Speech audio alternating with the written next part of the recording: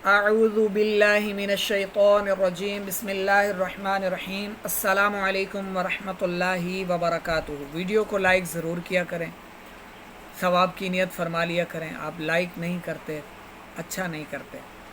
दूसरे मुसलमानों से शेयर भी किया करें, अपने अपने ग्रुपों में भेजा करें, इल्म में इजाफ़ा होगा इंशाअल्लाह। आज हम पढ़ रहे हैं अपना सबक सूरह बकरा का आयत नंबर 62 से। बनी इसराइल पर ज़िल्लत का मुसल्लत किया जाना और उसके असबाब हम पढ़ चुके हैं, ठीक है। और अब बारगाह इलाही में अजर व सवाब का असली हकदार कौन है, इस पर हम आयत नंबर 62 शुरू करते हैं, 62 पढ़ते हैं।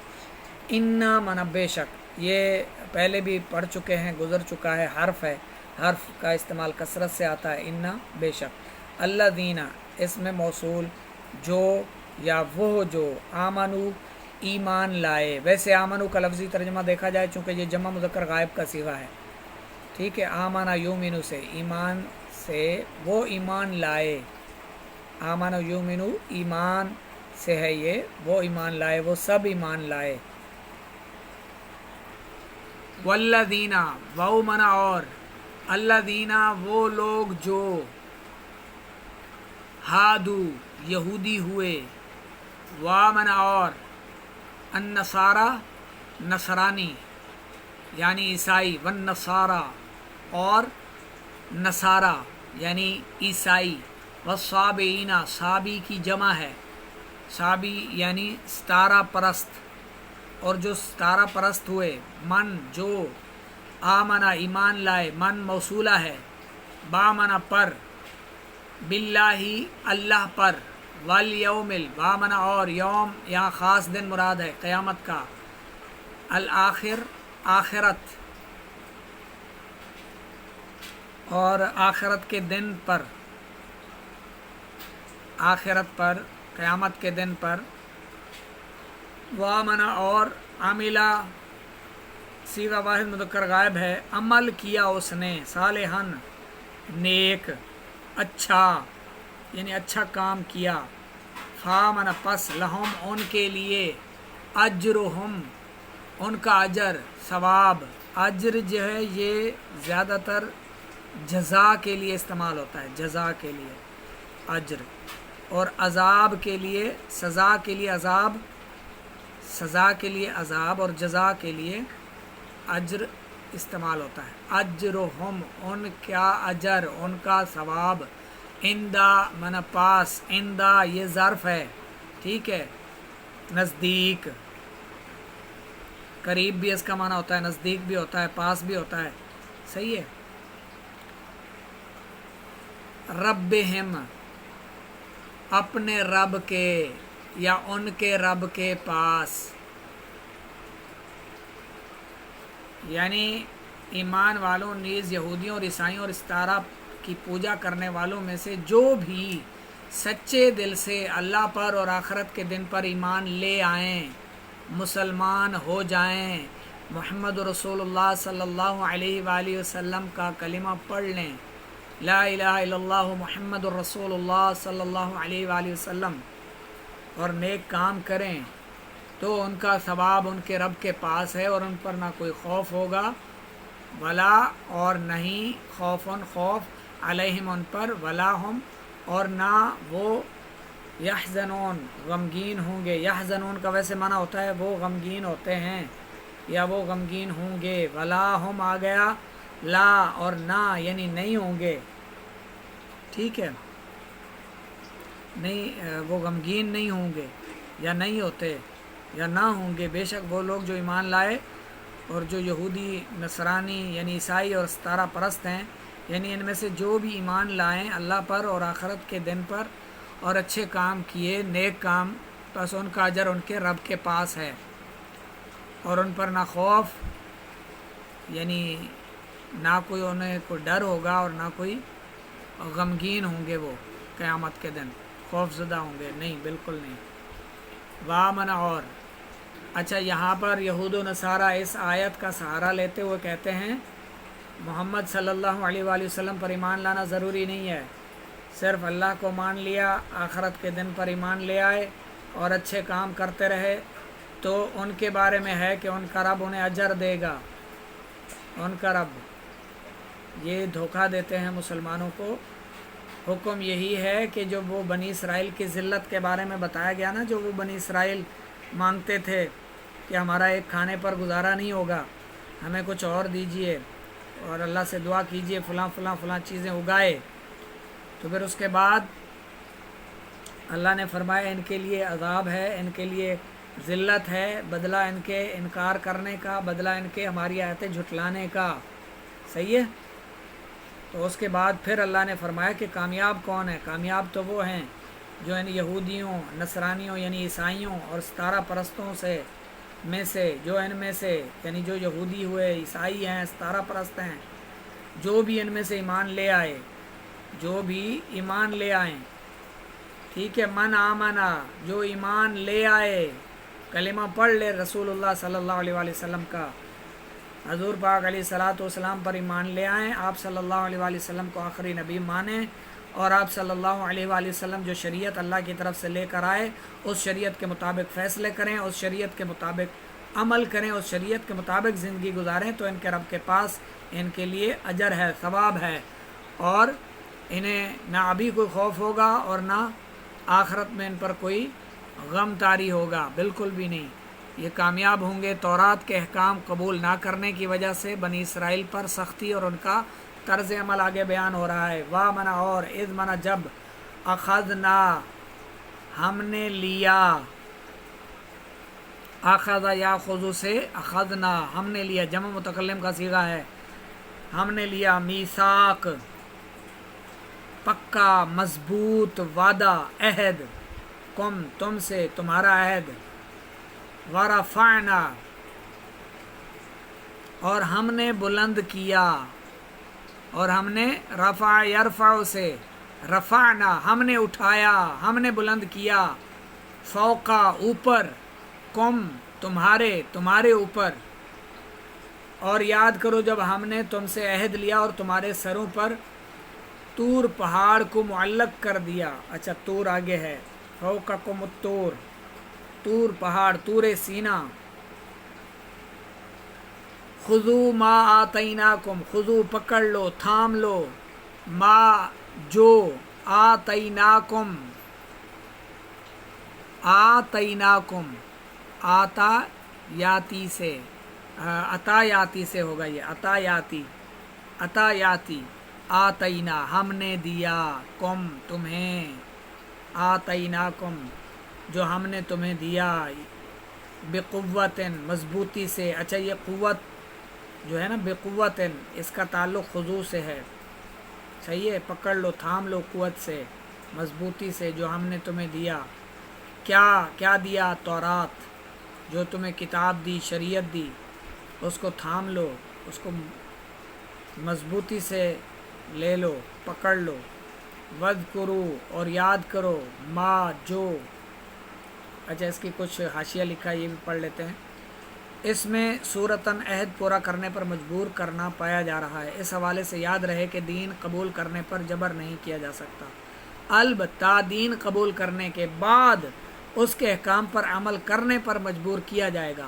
اس کی مثال یوں سمجھیں کہ کسی کو اپنے ملک میں آنے پر حکومت مجبور نہیں کرتی کہ کوئی لازمی ہمارے ملک میں آئے، لیکن جب کوئی باشندہ اس ملک میں چلا جائے، جب اس ملک میں کوئی بندہ باہر کا کوئی دوسرا آ جائے، تو پھر حکومت اسے اپنے قانون کے مطابق عمل کرانے پر ضرور مجبور کرے گی، اور کر رہی ہے، کرتی ہے۔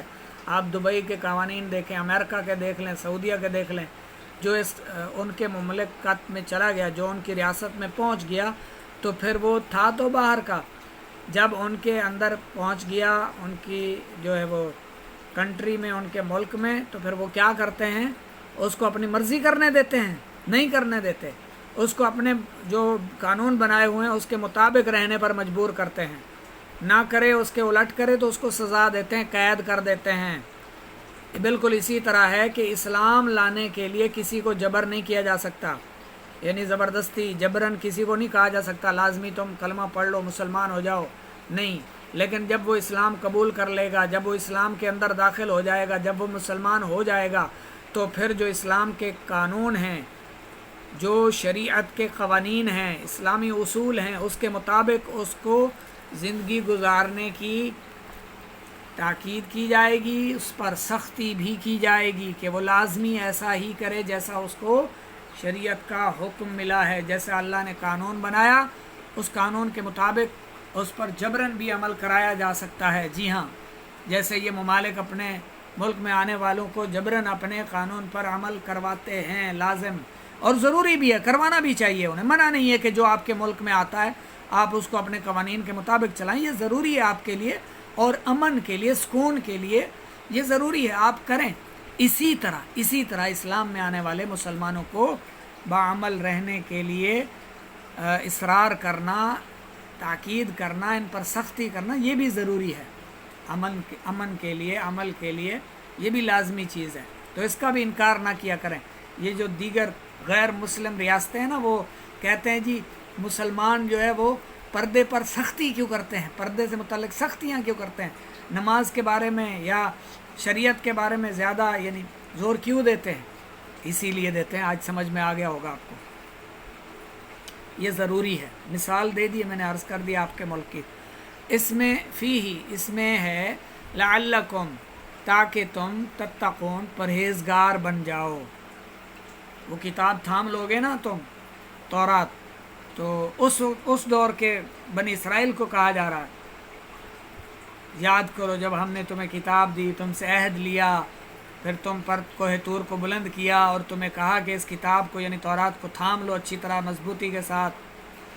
کس لیے تھام لو؟ تاکہ تم پرہیزگار بن جاؤ، شریعت کے مطابق چلو۔ ثم تولیتم، تولا یا تولین، ثم تولیتم، پھر تم پھر گئے۔ ویسے تولا کا اس کا معنی ہوتا ہے اعراض کرنا، مکر جانا، راستہ بدل لینا، مختلف معنی۔ تم پھر گئے، تم نے اعراض کیا، وعدہ توڑ دیا، مکر گئے۔ من سے بعد ذالکہ، اس کے بعد، فلولا، تو اگر نہ ہوتا، فضل اللہ، اللہ کا فضل، علیکم، تم پر، ورحمتہ، اور اس کی رحمت، لکنتم، لا ضرور، کنتم، تم ہو جاتے، من الخاسرین، خسارہ یعنی نقصان اٹھانے والوں میں سے۔ یقیناً اگر فضل تم پر نہ ہوتا تو تم نقصان اٹھانے والوں میں سے ہو جاتے۔ یہ جو لولا ہے یہ حروف غیر عاملہ کی ایک قسم ہے، اس میں سے ہے اللہ، لولا، لوما، غالباً اللہ، حلہ، اسی طرح کچھ ہے، مجھے یاد آ رہا، ان میں سے بھی ہے۔ اور یہ اور بھی جیسے وہ ایک مثال ہے، لولا علی لہلک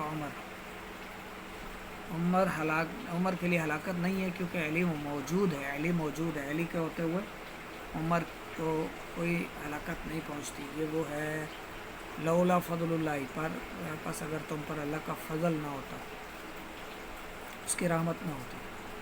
اچھا، یہ جو ہے ویسے لفظ یہ استعمال ہوتا ہے لولا، یہ حروف تحدید سے ہے، تا، ہا، ضاد، یا، ضاد، دو ضاد ہیں، تحدید میں سے ہے، اللہ، حلہ، لولا، لوما، ٹھیک ہے۔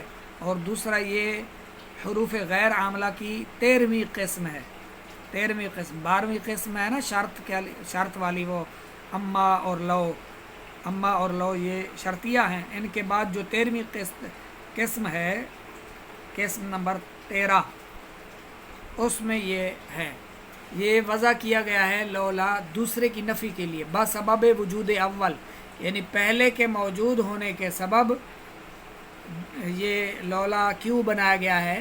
اس لیے بنایا گیا ہے لولا کہ دوسرے کی نفی کرنی ہے پہلے کی موجودگی میں۔ جیسے انہوں نے مثال دی ہے نا، لولا علی لہلک عمر کی ہلاکت نہیں کیونکہ علی موجود ہے، اگر علی نہ ہوتے تو اس طرح ہوتا۔ تو فلولا فضل اللہ ورحمتہ، فلولا فضل اللہ علیکم ورحمتہ لکنتم من الخاسرین، تو اگر تم پر اللہ کا فضل اور اس کی رحمت موجود نہ ہوتی تو تم خسارے والوں میں سے ہوتے، یعنی تمہیں خسارہ کیوں نہیں ہوا، تمہیں نقصان کیوں نہیں پہنچا، وہ جیسے ہے نا لولا رحمت اللہ لہلک الناس، اگر اللہ کی رحمت نہ ہوتی تو لوگ ہلاک ہو جاتے. لوگ ہلاک ہو رہے ہیں؟ نہیں ہوئے لوگ ہلاک. کیوں؟ کیونکہ اللہ کی رحمت ہے. اللہ بہت بڑا مہربان ہے. اللہ کے سامنے لوگ بتوں کی پرستش کر رہے ہیں، بتوں کی پوجا کر رہے ہیں، شرک کر رہے ہیں. اللہ رب العزت کو چھوڑ کر دوسروں کی طرف سر نیاز جھکا رہے ہیں. اللہ رب العزت کے سامنے زنا کر رہے ہیں، چوری کر رہے ہیں، شراب پی رہے ہیں، بدکاریاں کر رہے ہیں. ہلاک ہو رہے ہیں؟ نہیں ہو رہے. اللہ کی رحمت ہے. وما کان اللہ لیعذبہم وانت فیہم، اے میرے محبوب صلی اللہ علیہ وآلہ وسلم، وما کان اللہ لیعذبہم،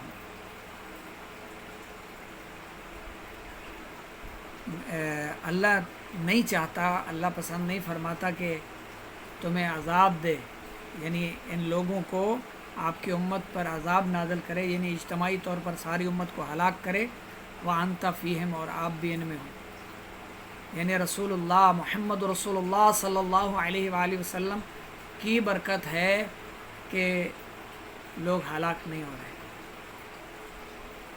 اجتماعی طور پر کسی پر ہلاکت نہیں آ رہی. ویسے انفرادی طور پر تو بعض لوگ ہلاکت دیکھ لیتے ہیں جیتے جاگتے. جو ماں باپ کے نافرمان ہیں ان کی اولاد بھی ان کی نافرمان ہوتی ہے. جو ماں باپ کو ستاتے ہیں ان کی اولاد بھی انہیں ستاتی ہے، اور وہ اپنی دنیا میں زندگی میں ہی دیکھ لیتے ہیں. یقین کیجئے سب سے بڑا بدبخت بد نصیب وہ ہے جو اولاد کی وجہ سے روئے، جسے اپنی اولاد رلائے.